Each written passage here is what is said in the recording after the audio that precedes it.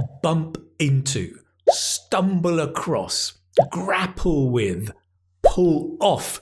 Do you know these phrasal verbs for everyday conversations?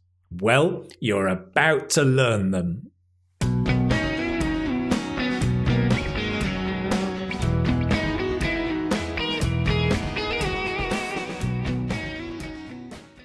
Hello, this is Keith from English Speaking Success and the Keith Speaking Academy. Listen, if you're preparing for IELTS Speaking and you haven't seen my website yet, go and check it out.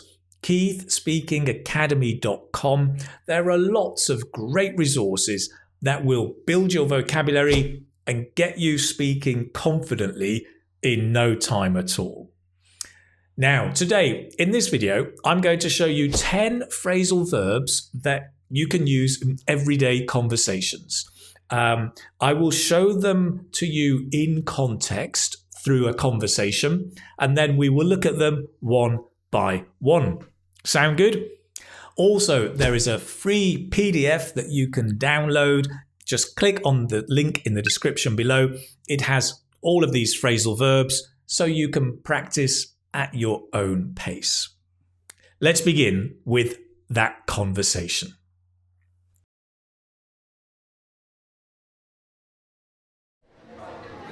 Hi, what are you up to? I'm great. I bumped into Jack the other day. Oh yes, how's he getting on? He's good, but he said he'd stumbled across a problem and he just can't figure out what to do. Yeah, he's been grappling with it for days but can't come up with a solution. What's the problem?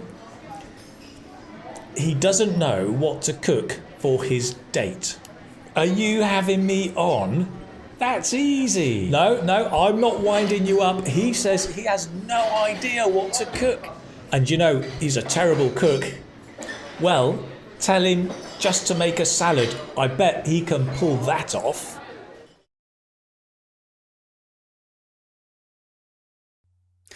Number 1, to be up to.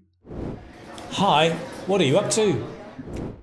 This means to do or to be doing something. We usually use this the same way as the question, what are you doing? Right? What are you up to? Whoa, what are you up to? I'm just having a cup of tea. What are you up to? I'm watching Keith's video. Or what are you up to? Nothing much. Sometimes we also use this like, how are you? What are you up to? I'm fine. I'm good, thanks. It's also used in a negative way when somebody is doing something maybe they shouldn't be doing, like the naughty boy in the class and the teacher's going, what's he up to? He's up to something. He's up to no good.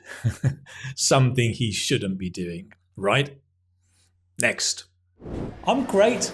I bumped into Jack the other day. Number 2, to bump into someone.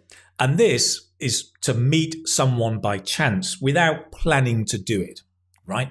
I was walking down the street and I bumped into an old school friend. Notice with bump into, you can link bump into, and in the past, bumped into, bumped into. I bumped into an old friend. Number 3, to get on. Now this can mean to make progress with something. Oh yes, how's he getting on? We often use this the same way as how are you doing? How are you? How are you getting on? Oh, I'm fine, thanks.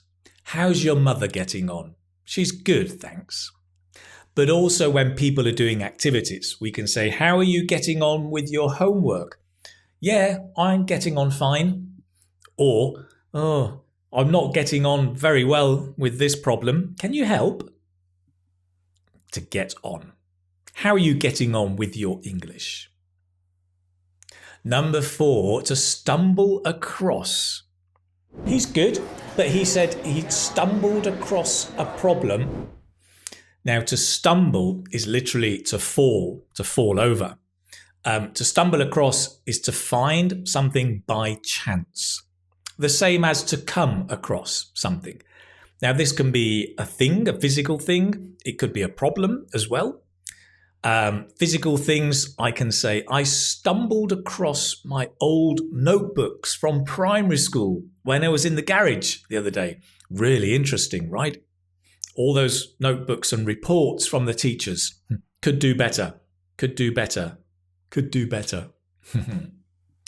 Number 5, to figure out, is to find a solution. We can also say to work out a solution, right? And you just can't figure out what to do. I can't figure out what to do.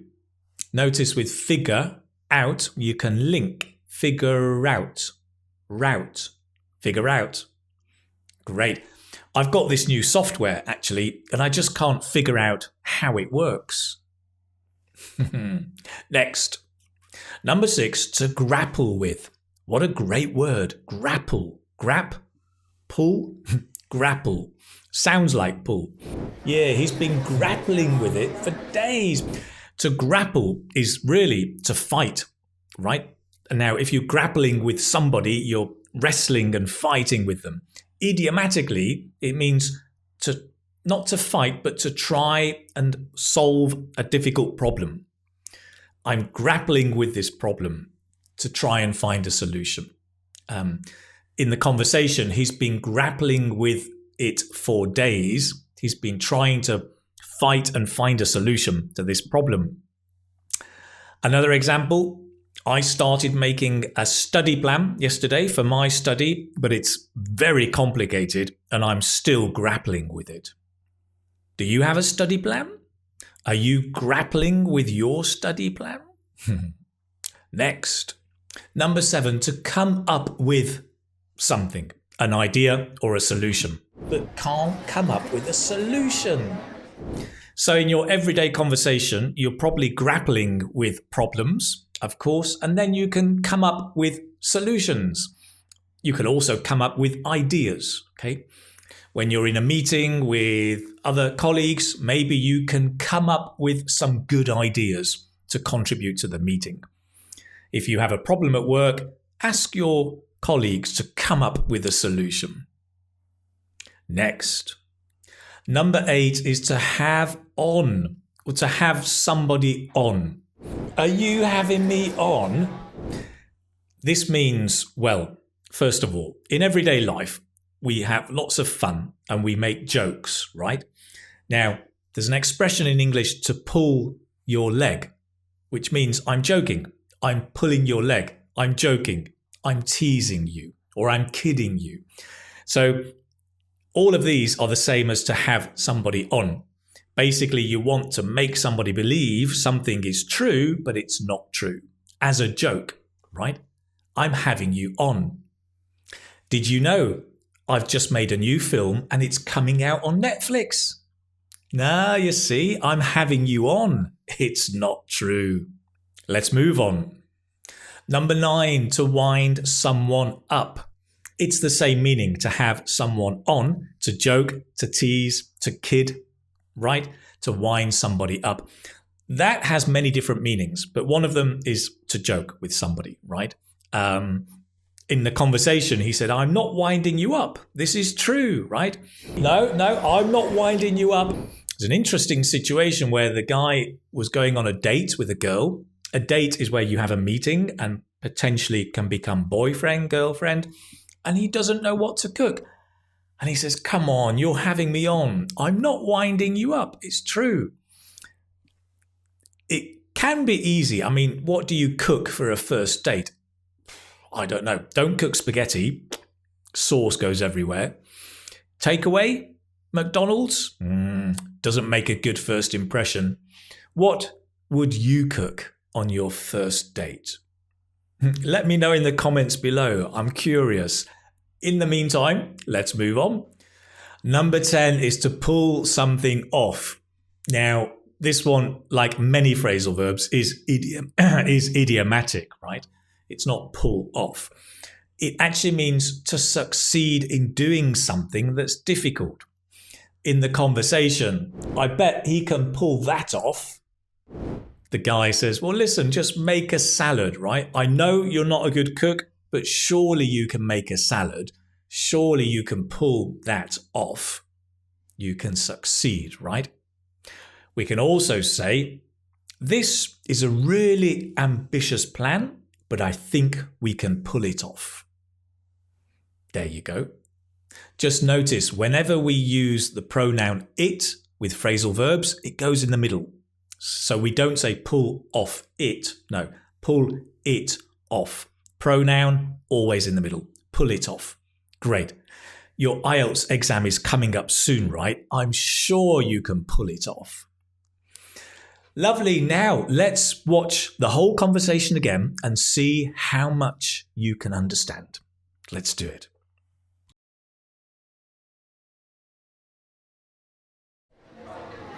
Hi, what are you up to? I'm great. I bumped into Jack the other day. Oh yes, how's he getting on? He's good, but he said he'd stumbled across a problem and he just can't figure out what to do.